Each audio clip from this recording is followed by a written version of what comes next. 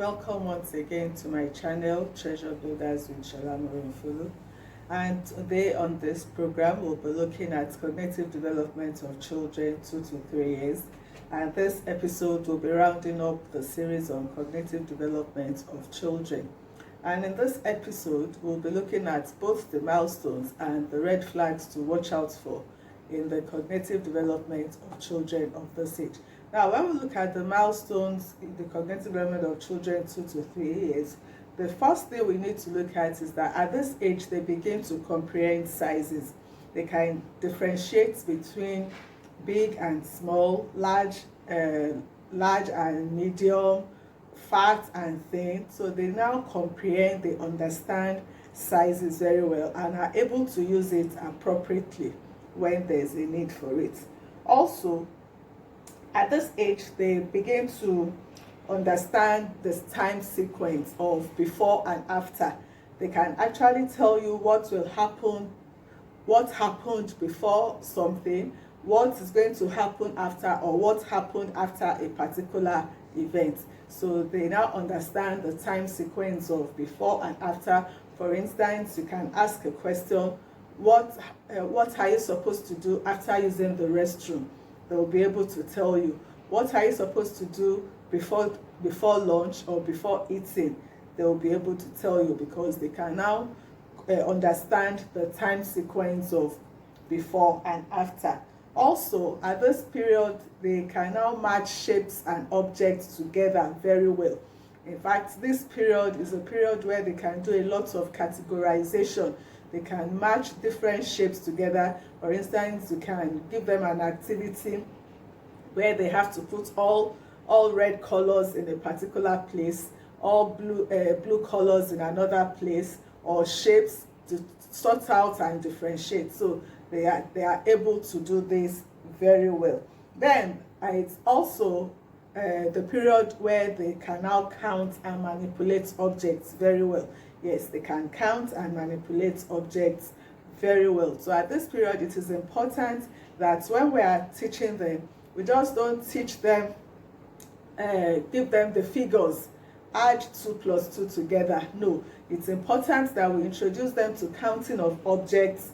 For instance, we want them to, it's still the same addition anyway, give them 2 pencils, count together 4 pencils. So by that you are introducing them to the concept of addition, and it makes it easier for them instead of just introducing the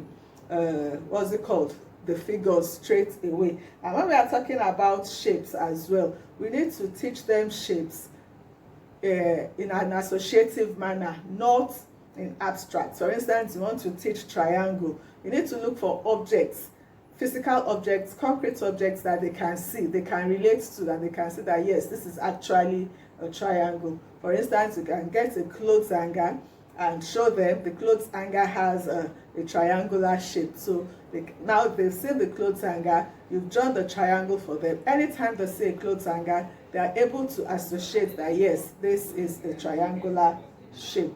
Now also they are able to think about consequences, that for any action they take, there's going to be a consequence, either positive or negative. So at this period, we need to instill rules to bring out positive behavior and to check negative behaviors in the children. Also, we need to encourage them by using stickers or a simple high five, just to encourage them to do better in whatever. So they know that when they perform better, there's a consequence, and when it's the other way around, there's also a consequence.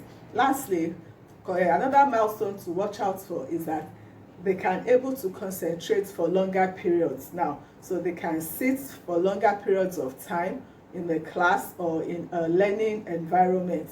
And it's important as teachers, as caregivers, that we need to make very good use of this period that they can now sit. So we introduce them to, we increase the activities that we give them, but still not too much for them to comprehend. But because they can now concentrate more, we can just add a little to the activity than what they were doing before. Now let's look at the red flags to watch out for. Now we know I said that some of the things milestones is that they can categorize, they can sort out things. Peradventure, at this period, a child is unable to sort out objects. It's supposed is not a child cannot match objects together. Then it's a red flag. It's a source of concern. So because they are supposed to be able to do this, so when they are not able to do these things at this age between 2 and 3, then it's a red flag. Then when a child is unable to demonstrate or model an action or something that has been taught previously. For instance, you've taught the child how to brush the teeth, how to lace the shoe, how to put on the socks, and you now ask the child to demonstrate, to show you how to do this, and the child is unable to do this from memory, then it's a red flag and it's a source of concern. Also, like I said earlier on, categorization. When a child is unable to demonstrate simple categorization, the child cannot demonstrate, cannot do certain things, it's a source of concern. And lastly, when a child still cannot sit for a very long time in a class. You know, we mentioned one of the milestones has been that they should be able to sit for longer periods, their attention span. But when this is the opposite, then it's a source of concern. It's a red flag that needs to be looked into. So at this point, we'll come to the end of today's episode, cognitive development of children, as well as the red flags of children 2 to 3 years. If you are coming across my channel for the first time, please subscribe. Make sure you like this video, share with friends in order to encourage us. So today we'll wrap up the series on cognitive development. The next series will be looking at the language development of children, and I want to assure you, you will not want to miss any one of the series of language development. So once again, thank you and God bless.